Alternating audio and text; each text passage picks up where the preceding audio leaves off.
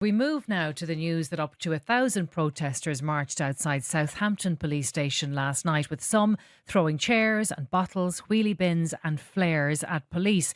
The unrest came after the Reform UK leader Nigel Farage called on people to react with pure, cold rage to the treatment of murdered 18-year-old Henry Nowak. Henry was handcuffed as he lay dying after being fatally stabbed. His killer, Vickrum Digwa, told police attending the scene of the stabbing on the 3rd of December 2025 that he had been the victim of a racist attack. Let's get more on this now with London correspondent for the Irish Times, Mark Paul. Mark, this has gone from being a court case, a sentencing, to being a very major political story now in the UK, hasn't it? Yeah, a political story, a policing story, and also a story that shows that once again Britain is effectively a tinderbox, as it was in 2024, the summer of 2024, and there is a fear now in the British political and policing establishment that they may face a summer of disorder again. As you've already outlined, I mean, the roots of this are in the case of Henry Nowak, an 18-year-old. Murdered by Vickrum Digwa, a member of the Sikh community, who was carrying the ceremonial blade. And I suppose people on the right wing of British politics, the hard right, like Nigel Farage and also like Tommy Robinson, see this as kind of their George Floyd moment, because Henry Nowak, as he lay dying on the ground and was handcuffed by police who actually seemed to suspect him of committing a racist offence against the man who stabbed him. As Henry Nowak was lying dying on the ground, he said, "I can't breathe." And I suppose it's symbolic of the George Floyd case of 2020, and it has been used now by people on the British political right, I suppose, to rouse anger amongst their supporters. And we saw the effects of that last night when there was a protest in Southampton outside the police station, and then some of those protesters headed towards the house of the man who killed Henry Nowak. We can hear some of that tape which emerged during the trial and the hearing. This is quite distressing, but I'm keen to play it because, as you say, it is developing into a very major political and policing story. This is Henry Nowak telling police officers that he had been stabbed when he was being arrested and handcuffed by police. Let's take a listen. Right, let's get you out of there, shall we? Oh. Grab his other arm. What's happened to you, right? You've been stabbed? Whereabouts? Don't think you have, mate. Now we know now, Mark, that Henry was dying at that time. There is a claim that there has been an overcorrection in the police in the UK, where they're so terrified of being perceived as racist that they have gone too far the other way. That is what Nigel Farage is saying. That is what Restore is saying. Tommy Robinson, even the Conservatives to a certain extent.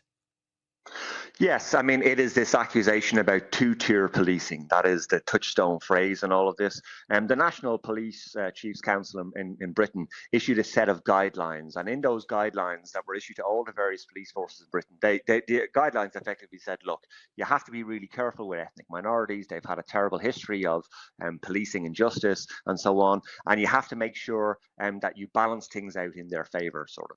And that's effectively what the guidelines said. And that has been portrayed by people on the hard right of British politics as something that is a danger to the white community, the white British community. And I suppose it has all come to reside now in this case, and this has been held up as the example of where two-tier policing has effectively turned the tables on white people. I mean, you mentioned at the very outset of this item, you mentioned Nigel Farage and his exhortation for people to engage in pure cold rage. I mean, Nigel Farage is also on, from a political standpoint, he's at risk of being outflanked on his right wing by parties that are more hard right than his, Reform UK. I mean, you mentioned Restore Britain, and that's one that's in charge of that's on his right flank politically. He is also, I suppose, competing with people like Tommy Robinson for oxygen in debates in the right wing community. Tommy Robinson and Nigel Farage are big rivals, and they don't get on.